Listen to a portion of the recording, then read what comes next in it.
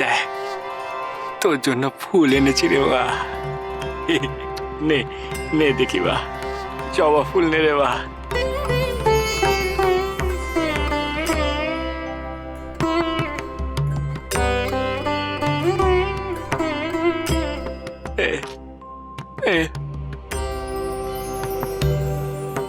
জয় মা, জয় মা।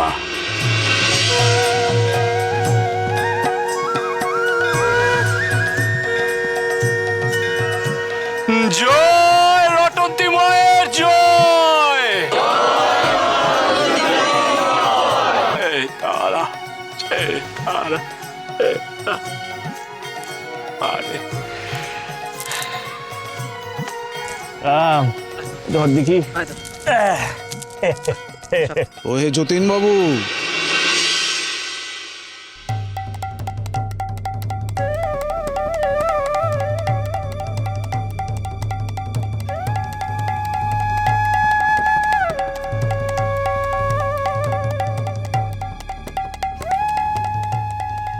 আসুন আসুন অনন্ত প্রসাদ মশাই, আসুন আসুন আসুন। মানুষজন তো সব এসেই গেছে, আপনার গানটা না হয় আপনি শুরু করুন এবার। আরে রোসো রোসো রোসো রোসো, সবুর করো।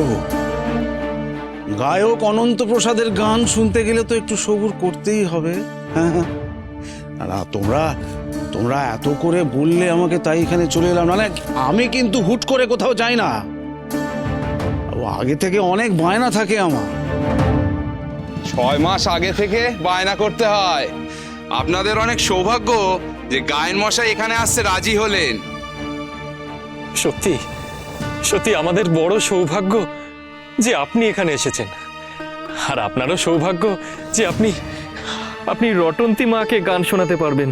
ওই ওই ওই ওই রটন্তী কালী পুজোর আসর বলেই কিন্তু আমি রাজি হয়ে গেলাম। 55 গ্রামের জমিদার বাড়িতে বায়না ছিল আমার, 1 টাকার বায়না। কি করব কি করব, প্রথমে আসবো না বলতেই তো আপনার লোকেরা আমার পায়ে পড়ে গেল। তাই আর আপনাদের অনুরোধ ফেলতে পারলাম না। অনেক অনেক ক্ষতি হয়ে গেল আমার, অনেক ক্ষতি। গায়েন বাবা, তুমি তো অনেক বড় গাইয়ে গো।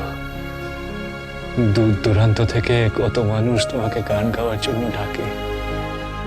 তুমি না হয় অন্য কোনো একদিন ওই জমিদার বাড়িতে গিয়ে গান গেয়েছো, কেমন? কিন্তু কিন্তু কি বলো তো গায়েন বাবা, এ হলো মায়ের স্থান। এই স্থানে গান গাইতে গেলে নিজের মনকে বড় নরম রাখতে হয় গো। মনে অহংকার থাকলে চলে না। তোমার কথায় যে অহংকার ছড়ে পড়ছে গো গায়েন বাবা।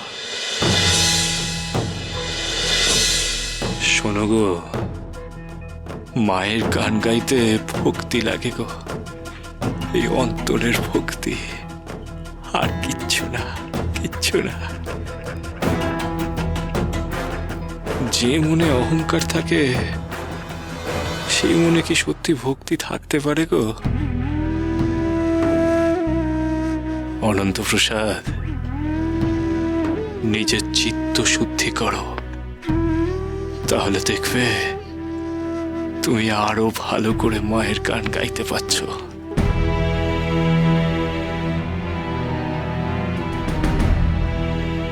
আরে এটা কে? হ্যাঁ, এটা কে? এত বড় স্পর্ধা, আমাকে অপমান করে। আরে আমি অনন্ত প্রসাদ, আমার গানের ভক্তি নিয়ে প্রশ্ন তোলো তুমি?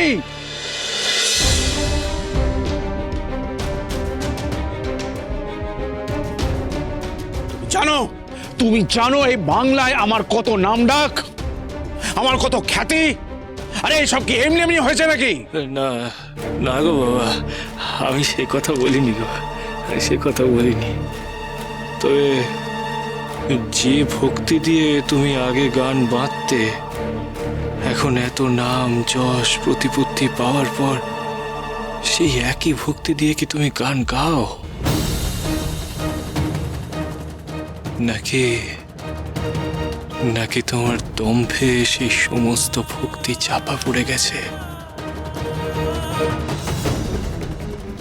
নিজেকে নিজে একবার ভালো করে প্রশ্ন করে দেখো অনন্ত প্রসাদ।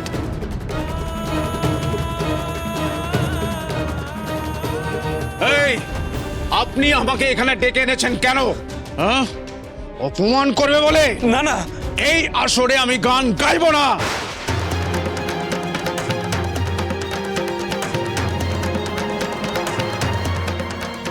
চলে এসো। না অনন্ত প্রসাদ মশাই, এমনটা করবেন না। এমনটা করবেন না। আরে আসর তো পণ্ডতে বলেছিল, কিছু একটা করো। কিছু না কিছু ঘটবেই।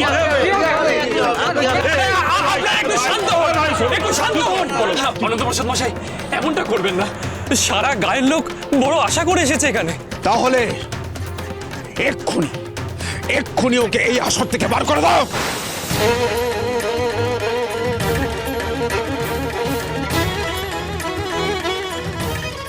ও থাকলে এই আসরে আমি গান গাইবো না। এই যে রাম, এই সব হয়েছে তোর জন্য, সব তোর দোষ। কি দরকার ছিল তোর দাদাকে ওখান থেকে এখানে ডেকে আনার? তোর দাদা সিদ্ধ পুরুষ বামাচরণ থেকে বামদেব হয়েছেন, তো তিনি তারাপীঠে থাকুক। তারাপীঠ থেকে এখানে ডেকে এনেছিস কেন? সেখানে মানুষ ধরে ধরে জ্ঞান দিক, এখানে জ্ঞান দিয়ে নতুন করে সমস্যা তৈরি করার কোনো তো দরকার ছিল না। আরে তোর দাদার কথায় রাগ করে উনি যদি আসর ছেড়ে চলে যান তাহলে তো গান শোনাই হবে না। এই যে দূর দূর থেকে এত মানুষ এসছেন ওনার গান শুনতে, কেলেঙ্কারি হয়ে যাবে। ও যতীন, কি করবে এখন? হ্যাঁ, এই বামদেবের মুখে যেন কোনো কিছু আটকায় না। কি দরকার ছিল গায়ন করম কথার খোঁচা দেওয়ার? ওহে বামাচরণ, তুমি বাইরে যাও, বাইরে গিয়ে ওনার গান শোনো। তুমি আসর ছেড়ে না গেলে গায়েন অনন্ত প্রসাদ তো গান গাইবেন না।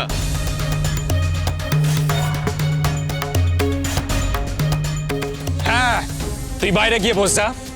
এই যে এত লোক এখানে জমা হয়েছে, আরে আমার তো মান সম্মান খোয়া যাবে তুই যদি এখানে থাকিস। সে না হয় তোর জন্য একটা বাইরে বসার ব্যবস্থা আমি করে দিচ্ছি, কিন্তু তুই এখানে থাকিস না বাবা। এই যে রাম, যা তোর দাদাকে নিয়ে বাইরে গিয়ে বস যা, বাইরে যা, এখানে থেকে আর গোল বাতাস না, যা। কি বলছো তুমি যতীন দাদা?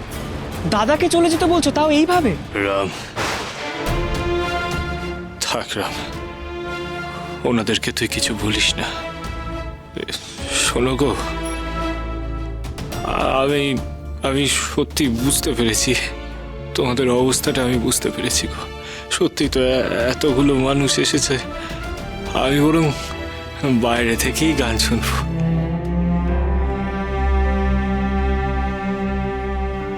আমি চললাম গো।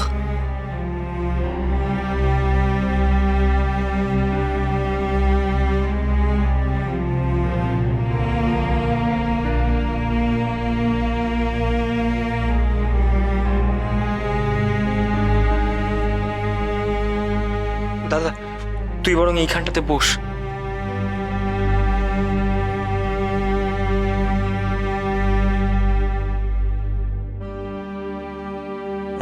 গায়ন মশাই, এবার তো আপনার আপদ বিদায় হয়েছে, এবার গানটা শুরু করুন। হ্যাঁ, ঠিক আছে ঠিক আছে ঠিক আছে, শান্ত হও তোমরা। তাহলে গান শুরু করি।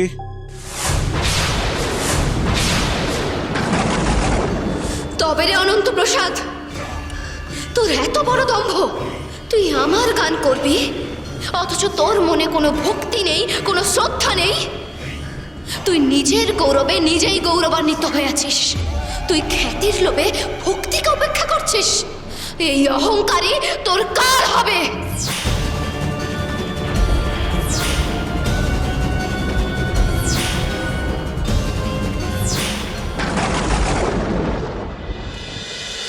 মহাপী